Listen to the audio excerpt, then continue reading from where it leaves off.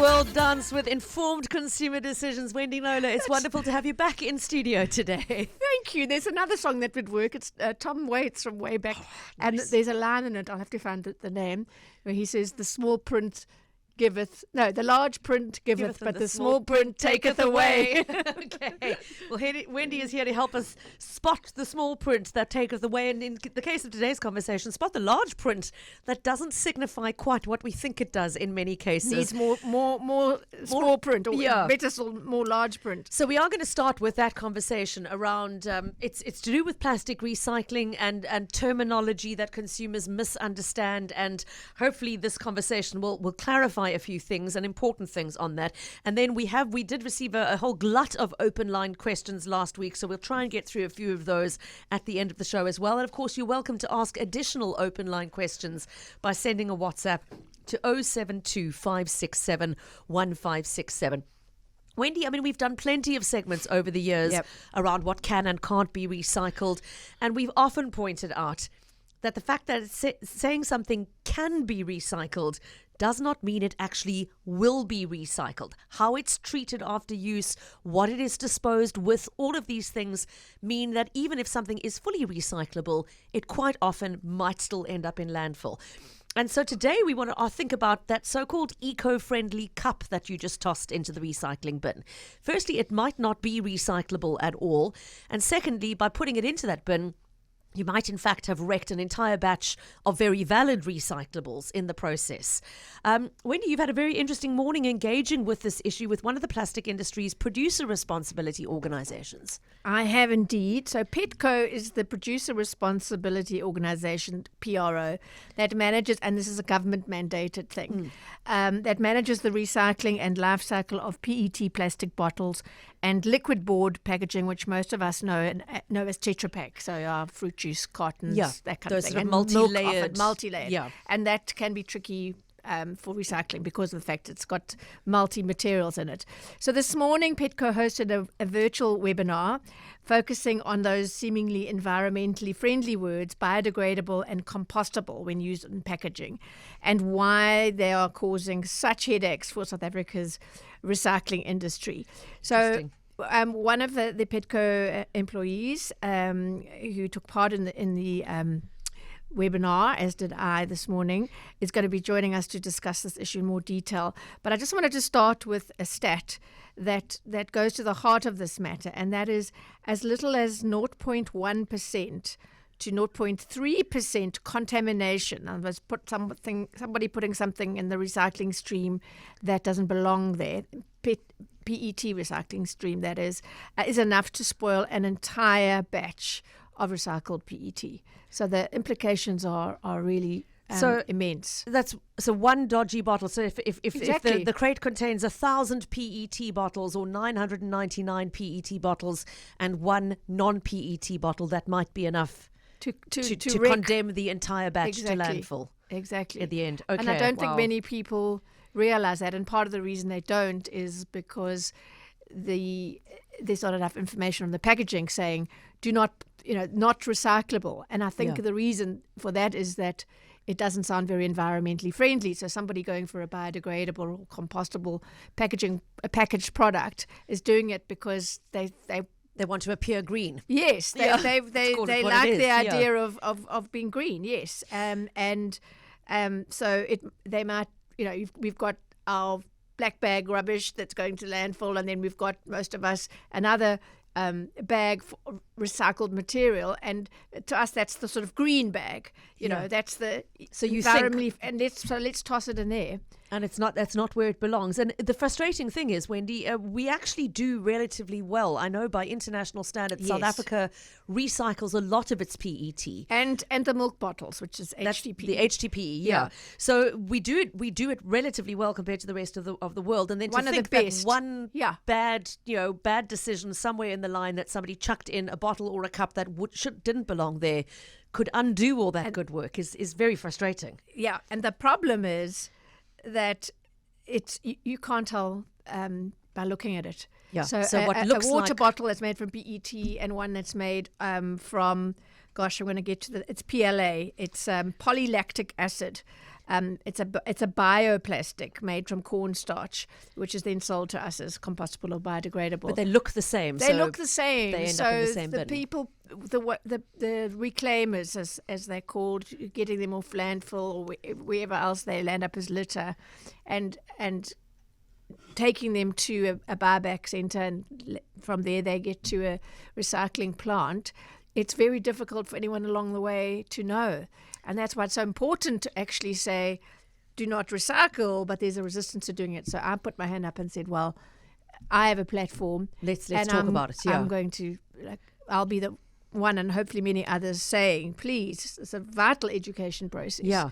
Not all greeny things are made the same or meant for the same stream. And the same outcome at the end of it. Yeah. So, and again, you might be looking at it thinking the two products look identical and function identically, but they're made of a different material. Yeah. And Yeah. what happens to that material and how it gets treated are two very different things if it's a cornstarch product versus a plastic product. And somebody who has an environmentally friendly intentions but not backed up with any real information, facts, might think, because plastic's been so demonized, and rightly so in most cases, but the fact is that we have this very healthy plastic PET recycling industry in this country. It's one of the, its rates are up there with the world's best. And so you think you're making the right decision to buy something biodegradable because it's not made of plastic. It's made from cornstarch. It's got to be better. But Wendy, the crucial thing is no. what it takes to biodegrade that product. Saying it is biodegradable is not the same as it is likely to be biodegraded. Do you want to explain the nature of the problem here? So the PET can go into the traditional recycling plant and go through its machines and have another life without being litter. Made more plastic bottles or turned into T-shirts and duvet fillings and all kinds of things. PLA does not go to that same plant. No. Do you want to explain what it actually takes to biodegrade the PLA? So again, when we say PLA, we're talking about the polylactic acid, which is the plastic similar looking, but it's actually made from cornstarch. And Wendy, in order to biodegrade that product, we're not talking about putting it on the compost heap in our back garden. No, definitely not. It needs an industrial facility, most of them. Running at 60 degrees for 10 days straight. We have a couple of those in South Africa, but they're certainly not enough to say that we have these facilities in South Africa per se to handle the volume. Okay. And also, even if we did, there's got to be a process of getting these biodegradable products, compostable products, I'm using them interchangeably, to these plants. And we just don't have it. And this is particularly important for our audience here in the Cape, because these products are making their way into coffee cups, cold drink bottles, takeaway containers, especially in Cape Town and the Garden Route. Okay, so it's particularly, well, I think because it's the generalization, but we do have a high proportion of very environmentally conscious people in this region. So, and they have targets for these products, and you think, yay, I'll make that choice because it's better, it's not plastic. But so it's well intentioned, but actually not doing the right thing in the context of South Africa. So depending on what you do with it. So it's not to say don't buy these products or they shouldn't be made, but Wendy, if you are going to use the so-called biodegradable or compostable cup, unless if you have drop-off at a proper industrial compostable facility around the corner from you, that's great, but that's not most of us. Don't put it in your regular recycling bag with the PET is what you're saying, because you potentially going to have a double whammy. Not only will it not be properly biodegraded, but it could potentially foul an entire batch of valid recycling of PET. Doing the exact opposite of what you actually intended to. And there are also products, and this came up at the webinar as well. There was the compostable company. Sorry, I haven't got the notes in front of me. There was a representative there acknowledging the problems and saying that the labels should be one that says industrial composting, and the others saying home composting, so you know exactly what you're dealing with. I think as consumers, what we can do if you come across that packaging is to ask I presume the person working in a sandwich shop is not going to be able to tell you. But ask the question, go back further up from the person that's producing it. You're saying compostable or biodegradable, under what circumstances and where? If it's compostable, where's the plant? How do I get it there? If it's not home, so I think to understand that it's a very broad term, and you need to know how it applies specifically in the product that you're purchasing. So do not assume that because the label says compostable, you can literally put it into your compost bin at home and forget about it. It's never going to degrade. Most cases, that's not going to happen. And it's going to end up potentially going into the recycling stream it shouldn't be in. And listening to our conversation and waiting patiently for her turn was Boipelo Maronsela, who is Petco's recycling value chain analyst and is with us on the line. Thank you for your patience in waiting for us to get to you, Boipelo, and welcome to the show. Hi, Pippa and Wendy. And thanks for joining us this afternoon. Wendy, I know you've got some questions. Over to you. Hi, Boipelo again. Petco commissioned this study after recyclers themselves raised the alarm about the contamination from the PLA bottles. So what exactly were the recyclers telling you that made it, imperative for you as an organization to commission an independent study into the effects of the PLA bottles on the recycling stream? So Wendy, essentially this has been an issue for quite a long time. I think even way before my time at Petco. But what the PT recyclers have essentially been saying to us is that these PLA bottles are coming through the recycling facilities because they look very similar to PET bottles and it's very difficult to distinguish the two, as you've mentioned. But it causes quite a lot of contamination for them. So particularly the PET food grade recyclers, the recyclers who recycle PET bottles into food grade resin that can go into other bottles or other kind of food grade PET packaging. Right. But not only that, I think even from the point at the recycling facility where the bales are broken open, they have to manually sort through bales to actually fish out these these PLA bottles, and that obviously attracts additional labor costs. And as a recycler, they don't want those bottles coming back to their facility. So what they would do is spend money destroying the bottles on site and then landfilling them. And obviously landfilling is another cost. So it's quite costly. It's just lose. So you're saying it's very difficult to tell them apart, and even train sorters would battle to do it. And this goes to one of the biggest problems as questions. Is there anything that consumers can look for on the packaging that would tell them, please don't put this on the recycling stream? There's usually no messaging that says don't put this in the recycling stream, but consumers can look for any kind of wording like this bottle is compostable, or this is a biodegradable bottle, or an eco-friendly bottle. That kind of messaging or that kind of wording, I think, is a clear clue to a consumer that that bottle should not enter the recycling stream.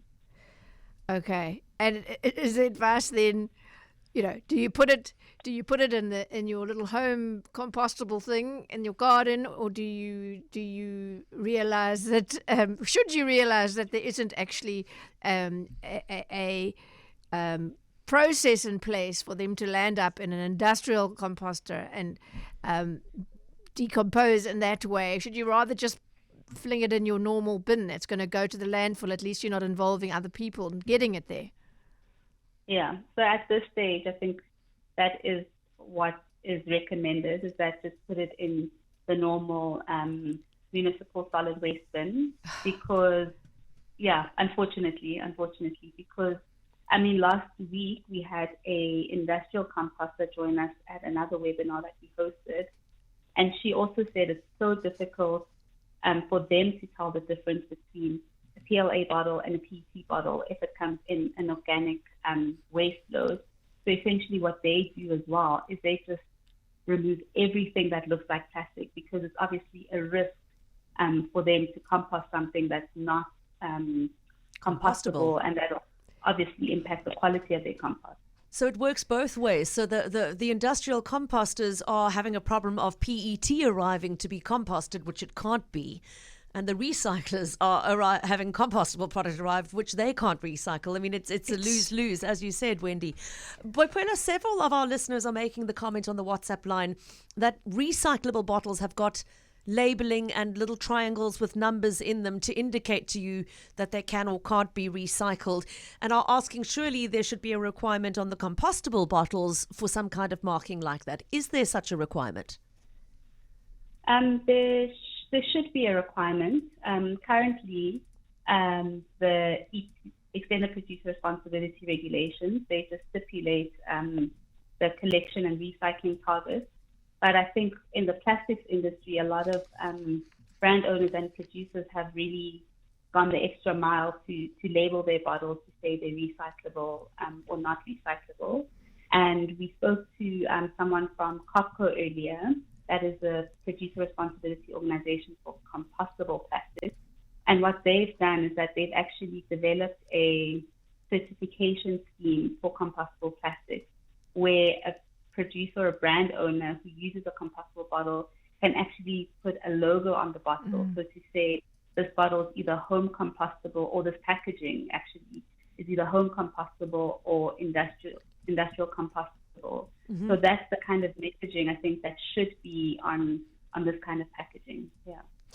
I mean, just to elaborate there again, to emphasize, there is a difference between home composting, being able to throw it in your compost bin and let it degrade, versus the industrial process Wendy described to us earlier of needing 60 degrees for 10 straight days to properly degrade the thing in an industrial setting. So Emmy Lou asking, surely if the bottles are compostable, won't they eventually decompose even if they end up in landfill? Bophelo, do you know? Is it impossible for it to happen in landfill because they need higher temperatures? So they do require those specific conditions to break down. So that's 60 degrees that Wendy spoke about. They also require specific aeration and also managed humidity. Right. So landfill conditions, in my understanding, wouldn't necessarily be, like the exact conditions. But what we do know is that these bottles could break down into fragments in landfill, and that could result in the emission of certain gases, which is obviously also not ideal. Sure. Yeah, it just reminded me of a story we did last year with a lot of these baby wipes and wet toilet wipes, whatever they call them. And some of the companies have all the certification that tick all the boxes from China, from France, and whatever. And our city council, City of Cape Town, is saying, I don't care what certification you've got. In the context of Cape Town and other cities and our poorly resourced sewage system, don't put anything but the 3 Ps. And please, the P and the poo and the toilet paper, thank you. That's it. I Don't don't put care anything what else. it says. Yeah, it's the same thing. What is the lived experience? What is the real actual... You can... It's potentially biodegradable or whatever, but in the context of South Africa, it's not happening. That's the important message out of this. No, that's true. Yeah. So... yeah, it's if you could tell consumers one thing, who are well-intentioned, who have this idea in their minds, it is a lovely, it's a very seducing idea that this packaging in your hand is going to disappear into nothing and leave no footprint in the environment. What would you like them to know, just to sum up on this issue? I think I'd definitely like consumers to know that, at least at this stage in South Africa, as far as we know and understand, there are no industrial composting facilities that compost at least PLA bottles, we know that. And so the best thing to do is not put that bottle in your recycling bag, because it will end up at a recycling facility and it causes major contamination there. And let's just, in closing, remind our listeners, when you say contamination, Bophelo, it's not just about people having to pick it out and isolate it and then pass it on to somebody else to deal with. If one slips into the system, what is the impact on the rest of the batch that it's moved in with? I mean, if it slips into the system, that batch essentially gets downgraded. So it can't be sold to a brand owner who would have initially bought it to put back into their packaging or their bottles. It can't be sold as that anymore. So it becomes a lower grade product. The recycler can't sell it at a specific price point anymore. So they also lose out. Yeah. So it'll go into making components for cars and transit packaging and that kind of thing. But and more importantly, the people who are needing the higher quality plastic are going to then have to buy new virgin plastic to start that process rather than being able to recycle with a higher quality recycled product. Boipelo Madonsela, thank you so much for joining us this afternoon, and appreciate your patience in waiting so long to chat to us. Thank you very, very much for your time this afternoon. Thank you very much. And just once again, Boipelo speaking to us there as a representative of PETCO, which is the Producer Responsibility Organisation for the PET part of the plastics industry. And she is their recycling value chain analyst. I mean, Wendy, so again, I don't want to throw this conversation too broadly into other forms of plastic recycling. The point of today's show is very specifically to highlight this question.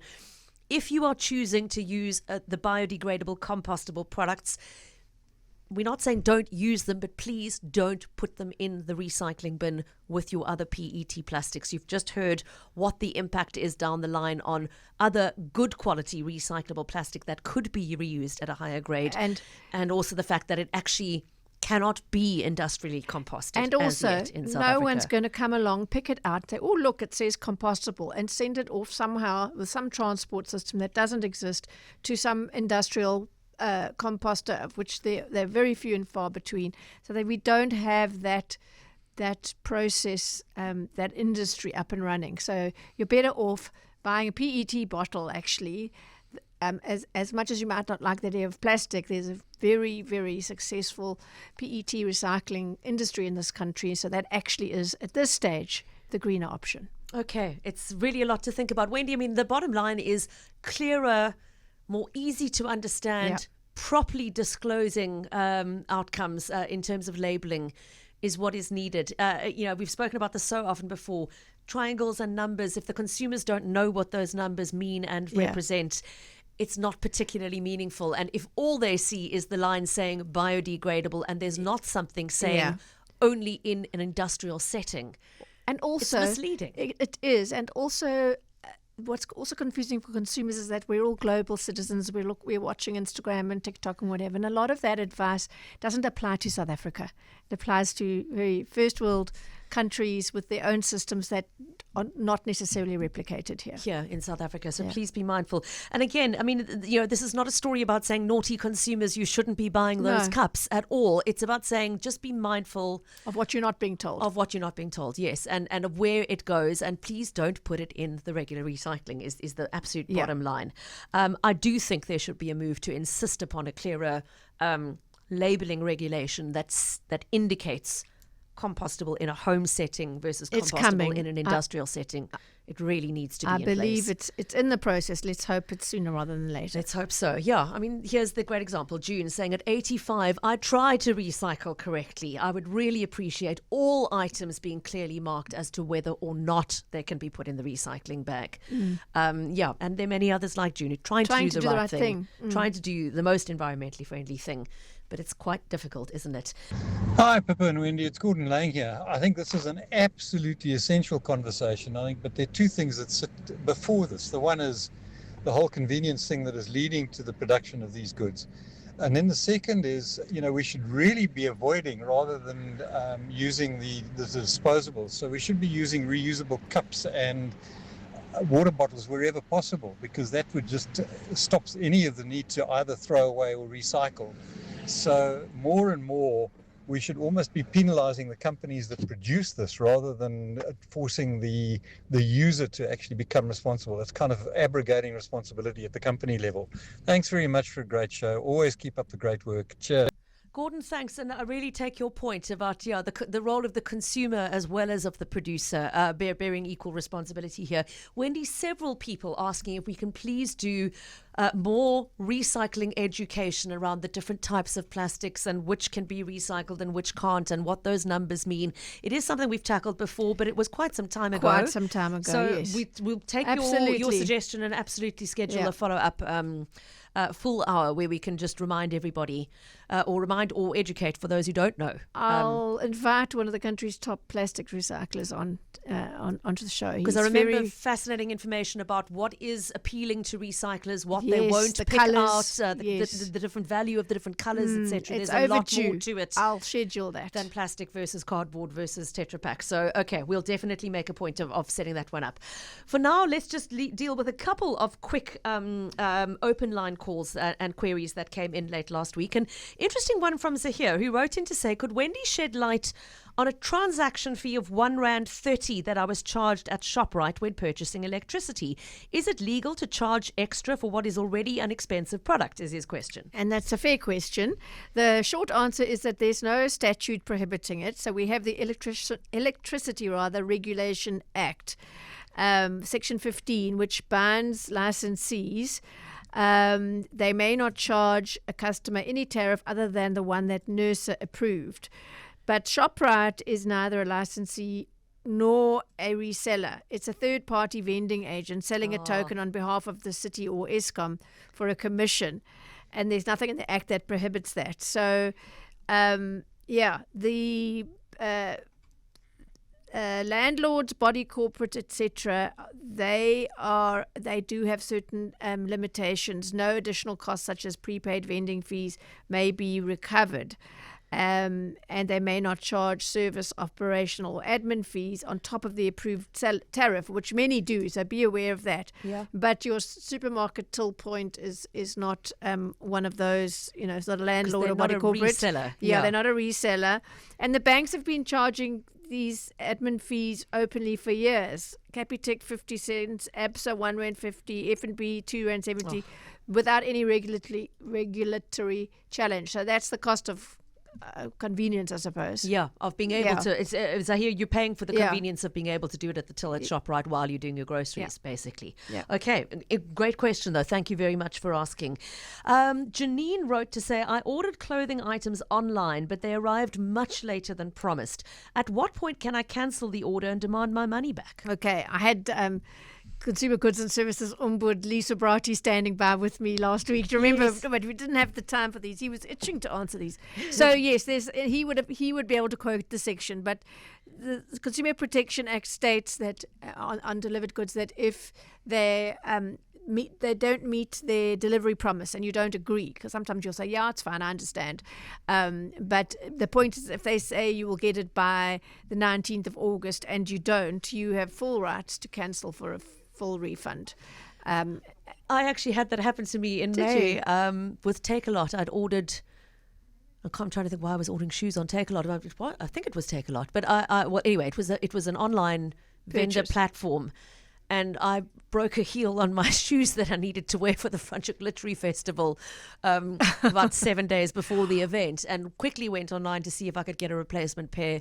Found one which promised delivery by the Thursday, and it didn't arrive by the Thursday. Yes. So quick outfit change for Franschhoek. Yes. But when I said to them on the Monday, I want to return these, I have no need for them now, it was without question taken back because they hadn't met the delivery date. That was promise. After they'd arrived? Yeah. Okay. So often what they will say is, well, let us deliver. It's in the process anyway. But don't forget, on top of that, you've got the 7-day cooling off period where for no particular reason you send them back and they must give you a full refund. So definitely don't have to accept.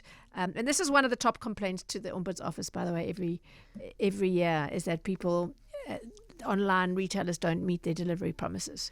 Okay. It's a huge one. So, yeah, but we definitely have recourse, whether that company chooses to play legally or not is, it's often they don't. So, Ginny, if you feel it came too late, it was after the promised delivery date, and you want to return it for a refund, you can demand. Often people that. make another plan, like you did, so you don't want two of the the same thing. So yeah.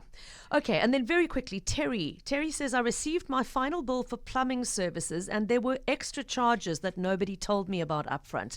Can a company add fees that weren't clearly disclosed before I agreed to the purchase? Short answer, absolutely not. There's a section in the CPA around quotations, and they cannot, once you've agreed to a quote, they may not unilaterally increase it. They may only do it with your disclosing it to you and getting your express authorization to pay more. But it's to stop people taking their car for some repairs and being told, okay, that'll be 5,000 Rand, and then when they go to, then they get the call to say, actually it was 10,000 Rand and we're not giving your car back until you pay in full. I mean, that's a blatant example, but absolutely not. She should definitely push back with that plumbing company. Okay, I think we must wrap there. So, Anna Marie and Pat, we'll try and get to your questions next week in the open line section. Thank you for your patience. And anybody else, if you would like to send a new case Wendy's way or ask a question, remember the easiest thing to do is to go onto her website, which is www.wendyknowler.co.za, and the Knowler bit is spelled KNOWLER.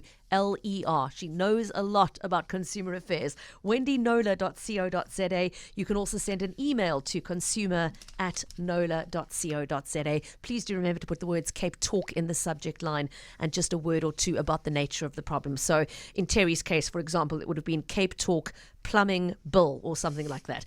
Perfect. Just to help us keep track of the individual cases and topics. Wendy, as always, thank you so much for fascinating insights, and we'll chat again next week. Indeed.